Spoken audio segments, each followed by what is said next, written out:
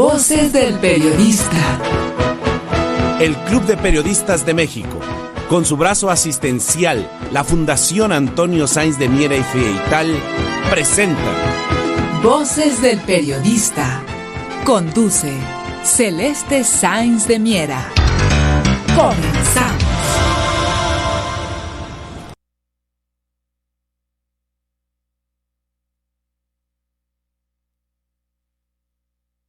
¿Qué tal, amigos? ¿Qué tal? Muy buenas tardes. Bienvenidos a su programa Voces del Periodista, este programa que es de ustedes y para ustedes a través de la frecuencia en donde la pluralidad es verbo, que es Radio Cañón, la 760, queridos amigos. Del mismo modo, agradecemos a Radio Turquesa, las frecuencias de La Pantera y a todas aquellas frecuencias de radio que nos reproducen y nos retransmiten de manera diferida, y también para todos aquellos que también lo hacen a través de la red. Ahora una mesa muy interesante. Vamos a arrancar, queridos amigos, con tema internacional muy importante, pero por supuesto vamos a centrar posteriormente nuestro análisis en el evento, en el suceso del día de ayer, en esta mega marcha, o como le llaman, la madre de todas las marchas, para ver el contexto y lo que se puede hablar por parte de los grandes analistas de esta mesa sobre el tema, con el maestro don Juan Bautista Rojo, el maestro Rodolfo Sánchez Mena, y por supuesto Solidaridad Mil, Ceci Tapia. Y agradecemos totalmente la participación que a partir de la media tendrá el maestro Rafael Barajas Durán, @Fisgón-Monero.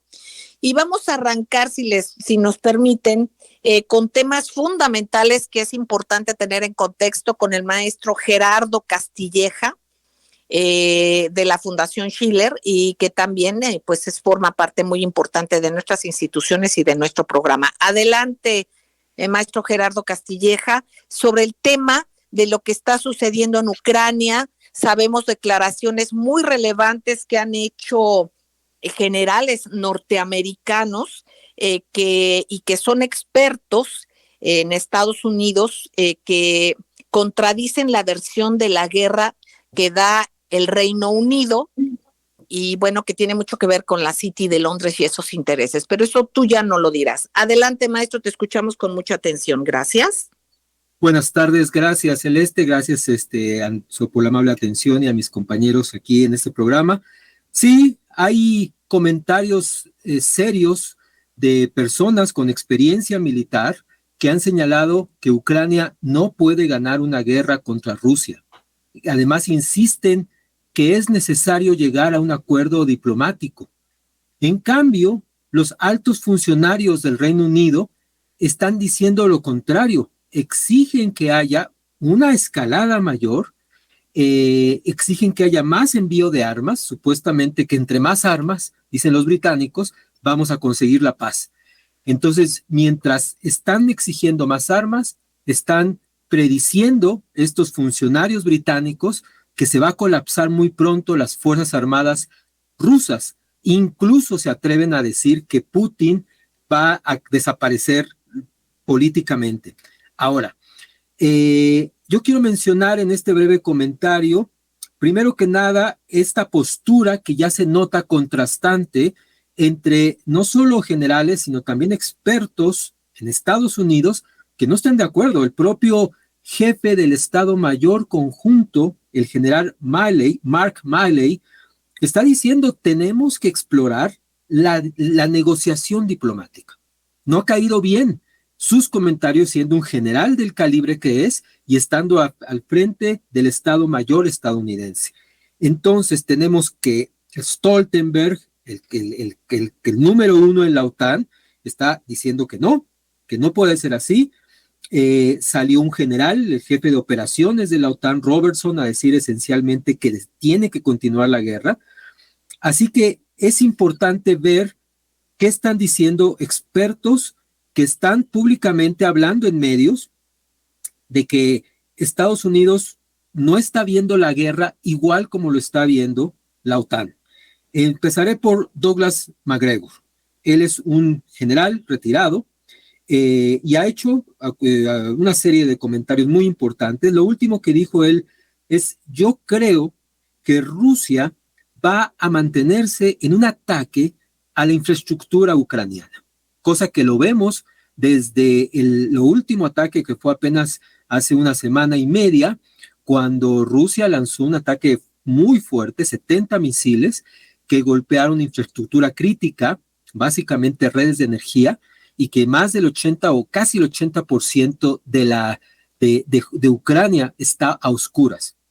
Los golpes han sido muy precisos y ya se habla, el propio alcalde de Kiev, Klitschko, está diciendo que van a tener que evacuar Kiev. O sea, esto, pues esa es la realidad, ¿no? No. Y luego sale el experto que hemos citado muchas veces, Scott Ritter. Este es un consultor que fue experto de armas por parte de la ONU durante años, y se ha mantenido como un importante comentarista, principalmente en Fox News.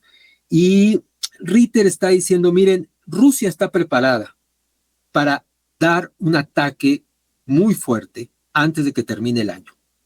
Tienen toda la preparación, por supuesto el invierno lo habían calculado que iba a presentarse, y esto pues obviamente pone otras condiciones en el terreno de operaciones. Y finalmente pues tenemos las declaraciones del teniente coronel Daniel Davis, también es un coronel retirado, comentarista, analista, y él ha dicho: miren, puede ser que el corredor de armas que llegan de Polonia, es en la parte norte de Ucrania, está la frontera con Polonia, es la principal entrada de armas de la OTAN. Dice: es muy probable que Rusia va a desplegar las tropas que ya anunció, los 300,000 efectivos que ya están incorporando, para que estos efectivos ataquen este corredor de armas y de municiones que entra por Polonia. Si logran bloquear eso los rusos, prácticamente ya no pueden entrar armas a Ucrania.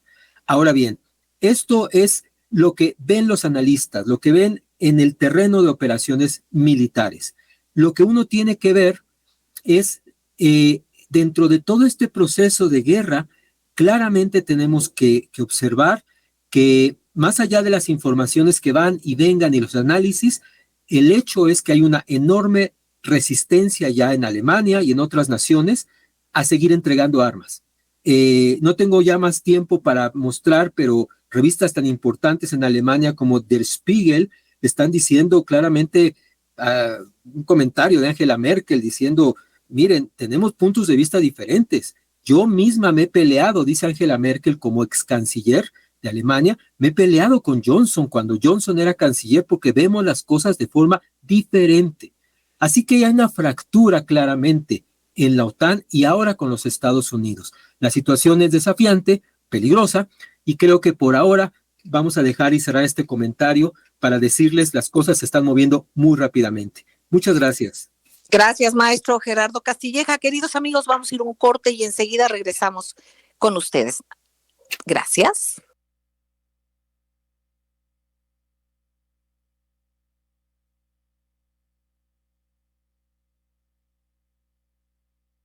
Gracias, queridos amigos, gracias por seguir con nosotros en Radio Cañón, las 7:60, queridos amigos, en donde la pluralidad es verbo.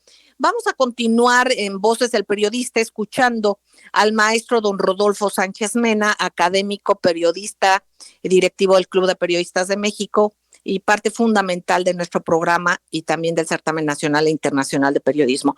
Maestro don Rodolfo Sánchez Mena, quisiéramos por favor que nos dé su visión sobre esta nueva geopolítica que nos deja en la mesa esta marcha histórica del humanismo mexicano del presidente Andrés Manuel López Obrador, las nuevas perspectivas y cómo se nutren a través de su visión de lo que nos pueda comentar a un mediano y largo plazo.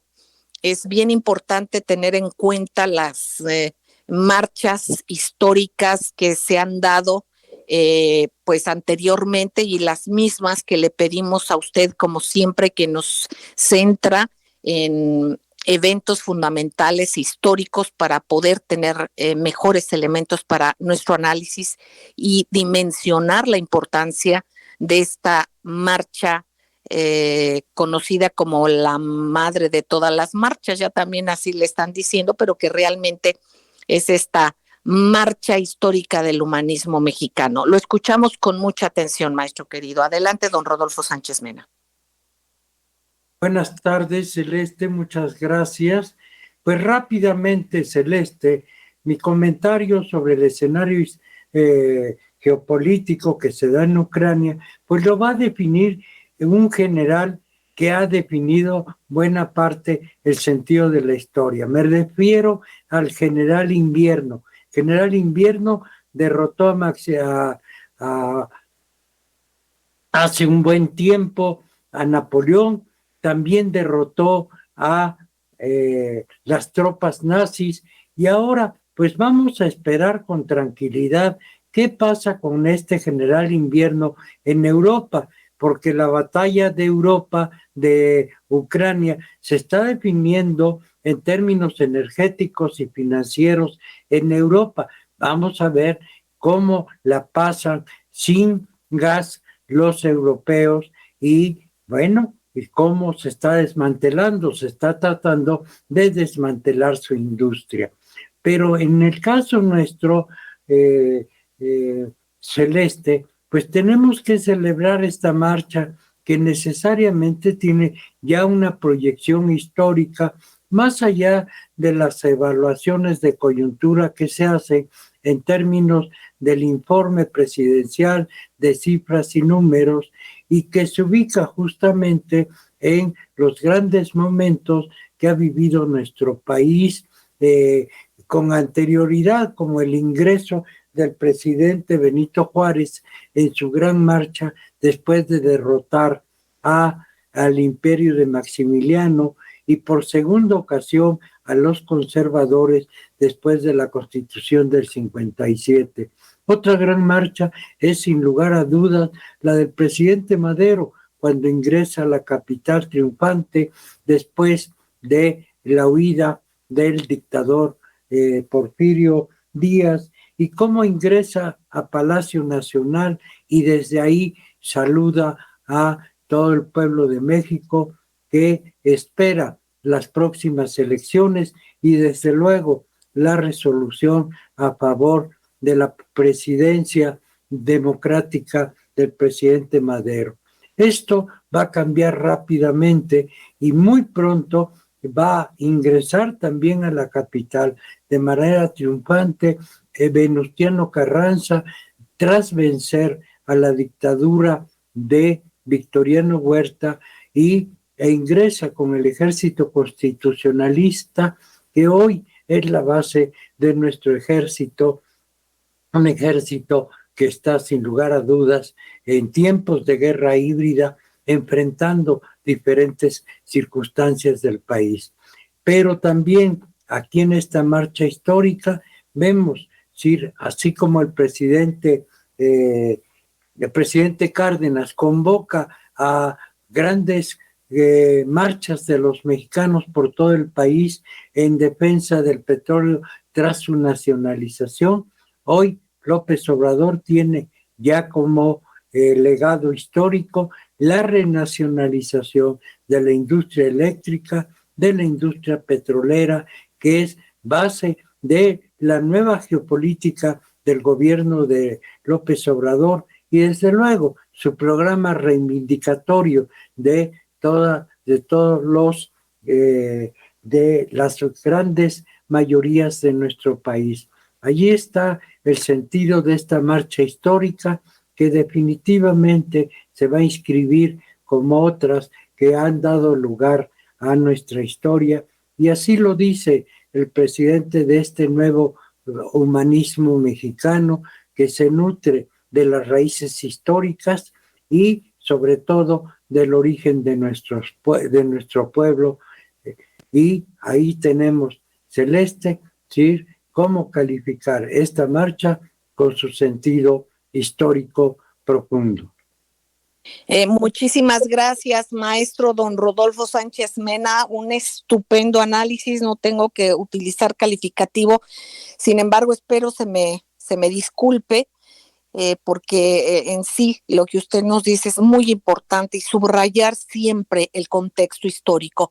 Maestro don Juan Bautista, si fueras tan amable en compartirnos tu punto de vista sobre este evento tan relevante y que evidentemente pone sobre la mesa la popularidad de un presidente a 4 años de gobierno y tras un golpeteo constante mediático y de intereses fácticos, y sin embargo vemos el cariño, vimos plasmado esto, el cariño de la gente. Hay grandes comunicadores que estuvieron a lo largo de la marcha, también gentes de redes. Subrayo el trabajo del Compi 1570, que estuvo compartiendo videos también, y otros personajes. Nuestra muy querida Ceci Tapia, Solidaridad 1000, subió también algunos videos. De esta evidencia, más allá de simpatías o no, se cuestionaba el hecho de que cómo se había visto el ánimo de la gente, si había sido obligada o cuál era la percepción que se tenía. Y sin embargo fue una participación que yo creo que todos vimos en los diferentes medios y, por cierto, el Sistema Público de Radiodifusión de la República Mexicana hizo una cobertura total de ver a un presidente fuerte al que le dicen que si está enfermo, y lo vimos con una fortaleza increíble en una caminata, a lo largo de toda la caminata, no obstante que se le ofrecía un vehículo para poderlo transportar al Zócalo, y no, él quiso seguir con la gente caminando. Llegó, se veía, y mucha gente veía uno en los chats que se veían a través de la transmisión, que pues que no tomó agua, o al menos públicamente no se veía, pues, ¿no? Y una fortaleza muy fuerte. ¿Cuál es tu comentario, maestro querido? Adelante. Por favor, tu micrófono, si puedes abrir tu micrófono, si eres tan amable. A ver, ahí está abierto. Gracias, Celeste. Pues en primer lugar, creo que manda una señal de fortaleza como líder, que regularmente a un sexenio, al 4.º año, la estrella de los presidentes va de capa caída. Creo que no es el caso de López Obrador, al menos así lo indican las encuestas. Y bueno, si esta manifestación fue orquestada, organizada y si participaron, de todos modos hay un sello muy distintivo que hace del análisis algo muy particular. Eso en primer lugar. En segundo, creo que los medios y toda esta cobertura que se le dio fue una muy buena crónica. En mi opinión, creo que faltaron datos precisos de los logros, porque se quedó más como en la narración de las pancartas y bueno, del gran esfuerzo que hicieron las comunidades indígenas, los pueblos originarios, de venir desde la sierra, desde el desierto, desde el mar, a la planicie, al centro de la República, a darle su apoyo, en este caso, a Andrés Manuel López Obrador. Eso también hay que resaltar. En tercer lugar, lo que yo veo, Celeste, es que es un mensaje también, uno, hacia el interior del partido Morena como líder indiscutible, y en segundo lugar, pues mandarle un mensaje a la oposición.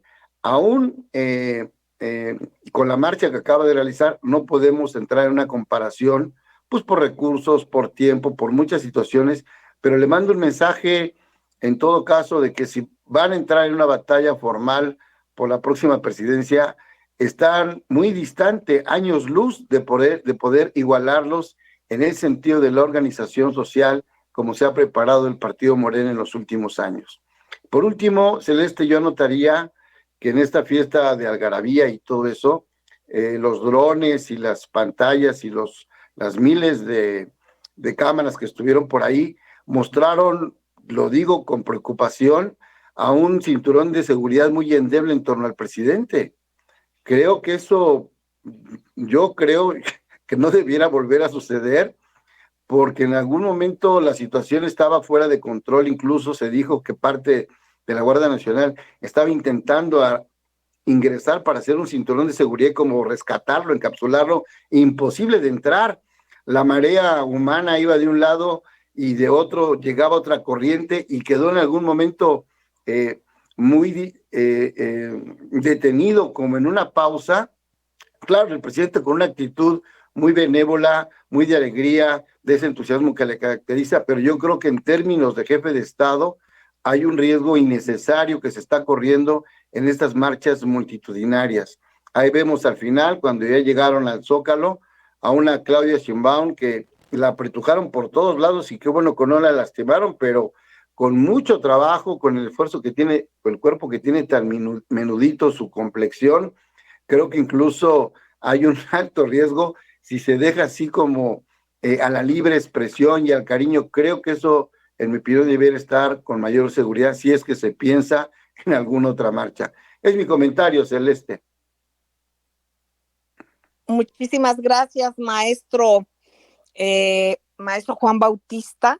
Efectivamente, incluso hay una parte en donde se ve que el mismo impulso de la gente por acercarse al señor presidente, pues sufre un leve empujón, y estaba junto a él precisamente Claudia Sheinbaum, la jefa de gobierno, y de alguna manera hay medios que trataron de, bueno, trivializan las cosas y las sacan de contexto y de utilizar ese tipo de imágenes, pero es muy interesante tu comentario. Y nosotros, queridos amigos, vamos a un corte y enseguida regresamos. Gracias.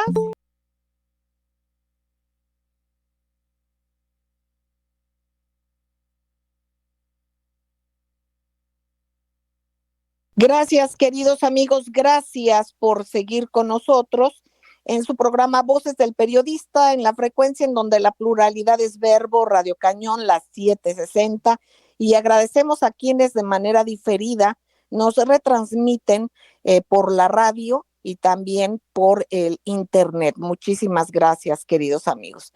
Bueno, pues tenemos al maestro Rafael Barajas, conocidísimo por supuesto y muy esperado, maestro Rafael Barajas, @Fisgón_Monero. Maestro querido, su opinión sobre esta marcha histórica del humanismo mexicano del presidente Andrés Manuel López Obrador. Usted lo vivió, la opinión que tenga sobre este evento. Precisamente el maestro don Rodolfo Sánchez Mena nos hacía un análisis muy importante y un análisis de la neogeopolítica, la nueva geopolítica, precisamente de lo que significa y en lo que se traduce esta histórica marcha, maestro querido. Pues sí, mira, la marcha por supuesto que fue muy, muy importante a muchos niveles. Entre otras cosas, a mí me parece que era absolutamente estratégica, porque una de las cosas que los gobiernos progresistas no deben de hacer, una de las lecciones que los gobiernos progresistas deben de sacar de la primera oleada de progresías que se dio a principios del siglo XXI, es que pues no se deben de soltar las calles, que un movimiento popular que se desmoviliza, pues se extravía, es decir, deja de ser movimiento. Y es un hecho que la derecha mexicana se estaba reorganizando, estaba echando a andar ya estrategias, estaba empezando a operar mítines callejeros, todo esto, ¿no? Actos callejeros, concretamente lo que fue la marcha del pasado 17, si mal no recuerdo, y no, creo que es la del 12, la del 13, sí, perdón. Y pues obviamente hubiera sido un error muy grande de un gobierno progresista el dejarle la calle a la derecha. Entonces la estrategia pues yo creo que fue correcta, y lo que a mí me sorprendió realmente fue la intensidad de la marcha, porque fue una marcha realmente muy, muy importante. Yo sí creo que es una marcha histórica. Yo nunca, bueno, llevo marchando toda mi vida y jamás había visto una marcha de estas dimensiones. Cuando yo vi de entrada que se iba a hacer una marcha y que una marcha ahorita me preocupé, porque bueno, ¿y cómo vamos a hacer una marcha más grande que la marcha que hicimos contra el desafuero? Esa había una marcha increíble. Bueno, esta yo creo que superó todas las expectativas.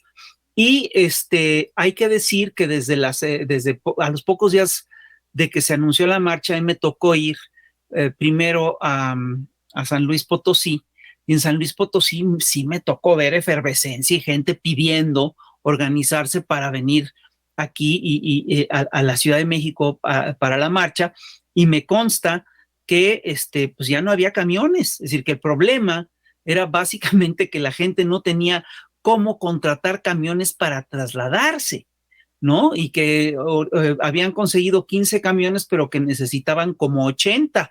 Y lo mismo ocurría en Guerrero, y lo mismo ocurría pues en otras entidades de la República, ¿no? Entonces, esto por supuesto que nos habla pues de que no se trató, como insiste la oposición, de una marcha de acarreo. Es decir, es muy chistoso como la marcha fue en términos numéricos apabullante, ¿no? Lo que le queda a la derecha mexicana, lo que le queda a Claudio X González, lo que le queda a los intelectuales del neoliberalismo, es descalificar a la marcha por por diversas razones, ¿no? Es decir, a mí me llama profundamente la atención el discurso que han querido armar, que señala cosas distintas y todas de una fragilidad impresionante. Por ejemplo, hay un profesor de ciencia política de Jalisco, un señor que se llama Jorge Ramírez, que dijo que la marcha era el equivalente a un golpe de Estado. No sé si te das cuenta de la desproporción que es esto, ¿no? Es decir, la gente se moviliza y eso es un golpe de Estado. Es decir, ¿cómo? El pueblo marcha y eso es un golpe de Estado. Si democracia es precisamente el gobierno del pueblo, democracia es al pueblo actuando. Que la gente salga a las calles no puede ser un golpe de Estado bajo absolutamente ningún concepto. Este señor, que es profesor de ciencia política, luego se lanza a decir una cosa que es fantástica. Se lanza a decir que es básicamente un proyecto que fue un acto fascista. Es decir, lanzó un tuit diciendo que toda marcha convocada, liderada y organizada por los gobernantes en turno para gloria de sí mismos es fascismo. Es decir, no entendió ni para qué fue la marcha, y el señor no sabe lo que es el fascismo. Es una cosa muy impresionante. Yo de veras no sé cómo se atreven a decir todas estas cosas. Hubo un artículo de Jesús Silva Herzog Márquez que también dice que todo fue un acto de acarreo y una marcha que costó fortunas al erario, y dice que fue un acto de megalomanía. Es decir, perdón, es decir, obviamente estos señores no estuvieron cerca de la marcha, no entendieron cuál es el ánimo que invadía las calles. Es decir, yo sí les tendría que pedir un poco de seriedad a estos analistas, ¿no? ¿Qué clase de analistas son esos que lo revisan absolutamente todo desde sus prejuicios? No se atreven a confrontarse con la realidad. Es decir, lo que a mí me tocó ver ayer es un fenómeno absolutamente distinto. Fue un fenómeno es un fenómeno masivo que viene de abajo, que tiene un germen popular muy, muy importante, y que obviamente viene de una tradición de lucha antiquísima. Es una marcha de los herederos de los chinacos, es una marcha de los herederos de los insurgentes, es una marcha de los herederos del maderismo, es una marcha de los herederos del 68, es el mismo pueblo que viene marchando desde todos esos tiempos, es una marcha con raíces históricas profundas, es una marcha que efectivamente deja ver que hay un pueblo que está movilizado y que tiene un nivel de conciencia que los señores de la marcha anterior ciertamente no tienen. Los señores en la marcha anterior les preguntaban para qué se movilizaban y decían que se movilizaban porque querían desaparecer al INE. Nadie quería desaparecer al INE. Decían que se movilizaban porque la democracia estaba en riesgo. La democracia no está en riesgo en este país. Es decir, decían cosas que eran verdaderamente insensatas. Y lo que vimos ayer fue un fenómeno muy distinto. Y esto además se remata con el discurso de López Obrador, que habla plantea básicamente tres cosas. Primero, habla de que los jóvenes marcharon, con lo cual señala que hay un relevo generacional. Esto es verdaderamente crucial para un movimiento popular, ¿no? Habló de logros de gobierno, enumeró los logros de gobierno, que realmente son muchos, a pesar de que la oposición no los quiera ver. A mí me parece increíble que construyen una realidad económica que no tiene nada que ver con lo que estamos viviendo. No ven los analistas del viejo régimen que el peso está estable, que no se ha devaluado, que es más, que hasta se ha revaluado, que la diferencia entre los más ricos y los más pobres ha decrecido, que el mercado se reactiva, que el Producto Interno Bruto está creciendo y no ven que efectivamente sí hay un combate, el combate al crimen organizado sí está dando resultados. Los logros son realmente muy importantes. Y la otra cosa que dijo López Obrador, que a mí me parece relevante, es que habló de lo que es el humanismo mexicano. Yo entiendo este concepto como una suma de lo que han sido las luchas históricas del pueblo mexicano. Tanto el movimiento insurgente como el movimiento de la Reforma, como el movimiento de la Revolución de 1910, como los movimientos estudiantiles del 68, el movimiento estudiantil del 68 y otros movimientos más recientes, son movimientos que efectivamente reivindican proyectos humanistas, que efectivamente tienen mucho de humanismo y que están muy enraizados en lógicas profundas y en causas históricas del pueblo mexicano. ¿Por qué se está peleando? ¿Qué implica el humanismo mexicano? Mi primera interpretación es que implica una lucha por la soberanía, una lucha por la libertad de pensamiento, una lucha por el bienestar social, una lucha por el respeto a las leyes, una lucha por la democracia. Son todas estas causas históricas, humanistas del pueblo mexicano. Y bueno, si yo quiero cerrar esta parte nada más diciendo lo siguiente, Celeste. Yo primero como que mi primer impulso es... Maestro querido, muteó el micrófono. Abrir su micrófono, maestro querido, por favor, abrir su micrófono. Sí, perdón. Es decir, mi primer impulso es refutar a estos señores, decir, oye, no tienes razón, mira. Y después me quedé pensando y dije, no, yo creo que está bien que ellos piensen todo eso. Ellos se están construyendo una realidad propia y es una realidad una verdad que les conviene. Se están haciendo una visión de México que está totalmente a la medida de sus prejuicios. Yo te voy a decir una cosa, ¿para qué los desmentimos? ¿Para qué debatir con ellos? Porque si siguen con estos razonamientos, pues nunca van a corregir el rumbo. Y eso, pues yo sí creo que habría que dejarlos ahí en un extravío, ¿no? Es decir, no se dan cuenta que el no ver estas cosas realmente afecta su visión del país y afecta su razonamiento y afecta sus conclusiones. Si siguen pensando lo que están pensando, si de veras piensan lo que están diciendo, pues, perdón, yo creo que vamos a tener mucho rato de cuarta transformación porque no están viendo la realidad. Exactamente, maestro querido. Y bueno, que no se nos olvide que muchas de las personas que fueron a la marcha que convocaron, pues hubo gente incluso que denunció. Una muchacha muy valiente, recuerdo que mencionaba que de una empresa Sí, claro. los condicionaron a que fueran a la marcha y que tenían que pasar lista. Esto es en la marcha anterior, no en la de López Obrador. No, en la del día 13. Sí, Incluso yo mencioné que 5 personas que yo conozco, personas cercanas también que laboran en algunas empresas, lo mismo sucedió.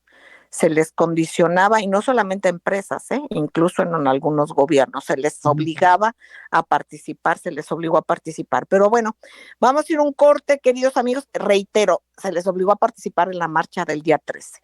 Ok, vamos a ir a un corte y enseguida regresamos. Gracias.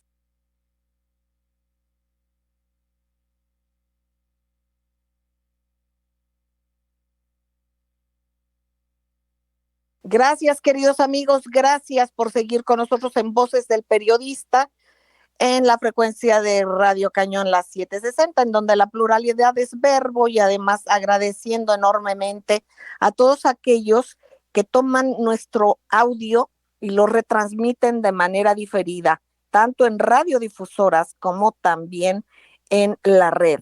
Mucho agradecemos, porque eso ha sido parte del éxito de este programa, que se ha replicado y se replica a través de nuestra frecuencia madre, digamos, a través aquí de la Torre Tepeyac, y bueno, lo toman y lo retransmiten. Nosotros somos voluntarios y por supuesto cedemos estos audios siempre que se dé el crédito a Voces del Periodista, por supuesto, y Radio Cañón, que es desde donde sale esta emisión, para que podamos compartir con más personas el análisis de estos maestros extraordinarios. Maestro Rafael Barajas Durán, ¿algo que quiera añadir? Sí, mira, hay una cosa con la que simplemente quiero acabar. Es decir, el movimiento obradorista es un movimiento que ha marchado desde hace décadas. Viene marchando desde la década de los 80 prácticamente, ¿no? Es un movimiento que se ha forjado en las calles. Entonces, ayer lo que ocurrió es simplemente que retomó las calles. Simplemente que lo que quedó puesto en evidencia es que es un movimiento que sigue teniendo, que sigue teniendo una raíz popular muy fuerte, una raigambre popular muy fuerte, y que hay efectivamente un vínculo fortísimo entre el movimiento, la causa y los liderazgos, no solamente el gran liderazgo de López Obrador, sino los demás liderazgos. Es decir, fue muy importante, fue muy significativo que junto con López Obrador marcharan Claudia Sheinbaum, Adán Augusto, Marcelo Ebrard. Es decir, estas cosas sí te hablan de una los gobernadores, maestro. Claro, los gobernadores, el gabinete en pleno. Es decir, fue una cosa muy importante. Entonces, sí te habla, pues, de que es un movimiento que no solamente está vivo, sino que está cohesionado y está organizado, los gobernadores y el partido, porque hay muchas broncas que si el partido, aquí el partido jugó un papel muy importante. El partido ayudó seguramente a organizar y estuvo armando todas las reglas. Entonces, bueno, esto, sí deja ver que pues hay que la cuarta transformación no es flor de un día, no es un fenómeno menor, y que es un fenómeno realmente profundo. Me llama la atención que todos estos analistas que seguramente están en estanques de pensamiento y toda esta, y en universidades y en estos círculos, no se acercan a ver un fenómeno popular, profundo, sociológico, importantísimo, y que no lo están entendiendo.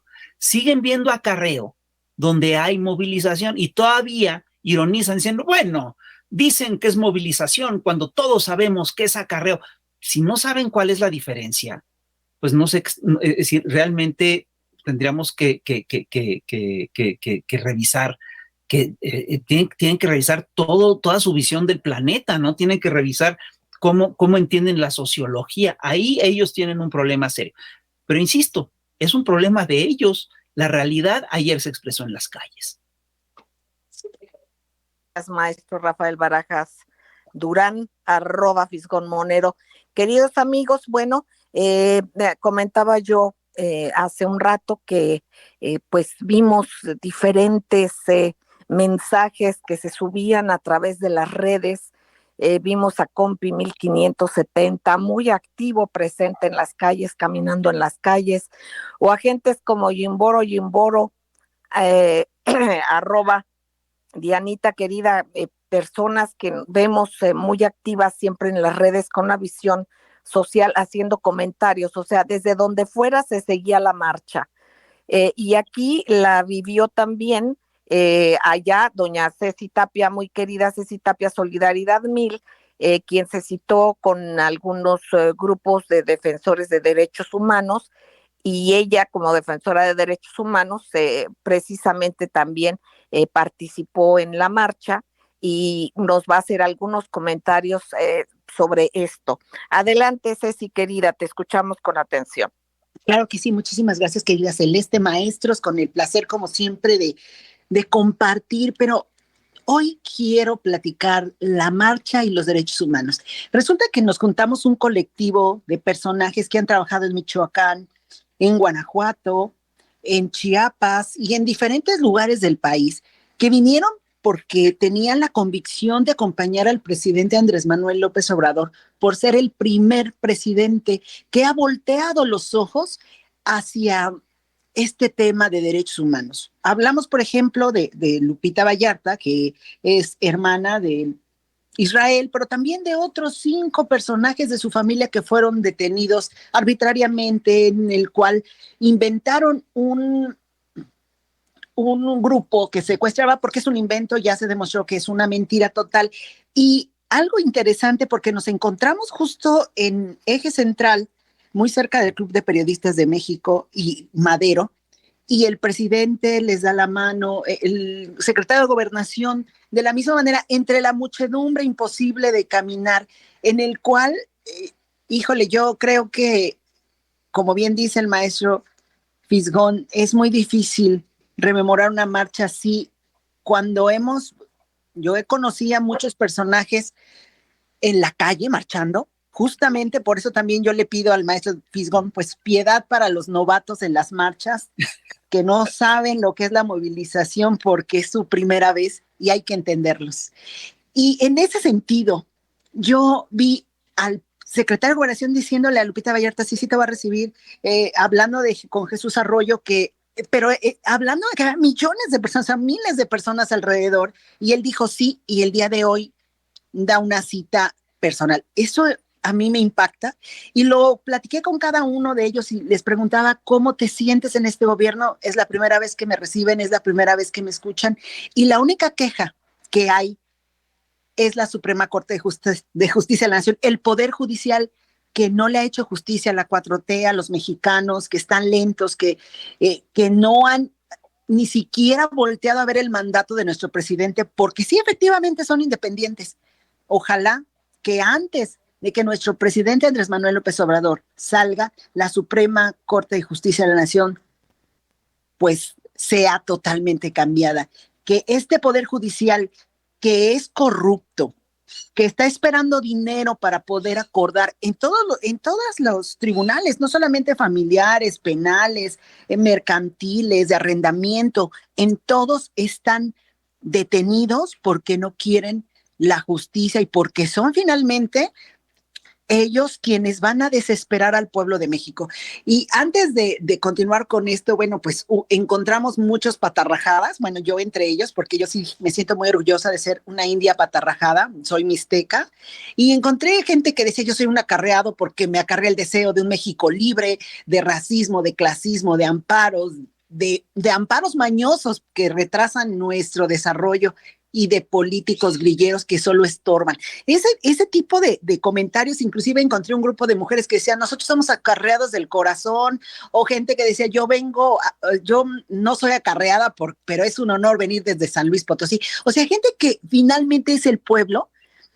E inclusive el doctor Arroyo, que venía de Guanajuato, dice, nos cancelaron todos los camiones, tuvimos que pagar doble pasaje, pero aquí estamos, llegamos tarde, pero llegamos a acompañar al presidente. Y yo creo que aquí es donde les está fallando, porque y además intentaron crear dos hashtags en contra del presidente, pero bueno, finalmente no hubo un se revierte porque la gente está en la calle. La gente está manifestándose, los bots están intentando hacer tendencia, a la cual no lograron hacer porque nadie les contestó. Entonces, al menos es una invitación a las redes sociales. No caigas en otro tipo de... Bueno, Ese sería todo mi comentario. Gracias, Fuimos muy Ceci, felices. querida. Qué bueno, igual muchos mexicanos, querida Ceci, maestros de la mesa. Yo nada más quisiera comentar y pues, subrayar un punto que tocó Ceci, que es la parte, de lo que en lo que se traduce la aplicación de las leyes. Yo quisiera aquí hacer nada más un comentario sobre, y hablo de cuestiones que tienen que ver con el mecanismo de protección a personas defensoras de derechos humanos y periodistas, ya que en lo que es la FEATLE, las personas que están al frente de la FEATLE son las mismas personas que estaban vienen de la misma rama de personas y de intereses que desde hace 2 sexenios. Entonces yo nada más quiero aprovechar para hacer llegar este comentario al licenciado Alejandro Encinas, que estuvo ayer en la marcha y que respondió inmediatamente, y también el secretario de Gobernación, a él le hago llegar también este comentario, porque realmente es importante que dentro de un esfuerzo que se haga en el mecanismo de protección a personas defensoras de derechos humanos y periodistas, como tiene que ver ahí esta fiscalía, a quien se quiere acoger a ella, pues haya quienes nos tengamos y nos hayamos amparado, precisamente porque son los mismos intereses que han protegido otros y desde hace 2 sexenios por lo menos. Eso nos llama la atención, que sigan en ese cargo.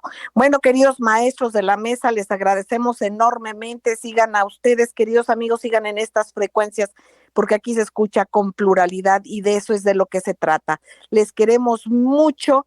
Que viva México, queridos amigos, y que viva el México humanista. Los queremos. Gracias. Hasta la próxima.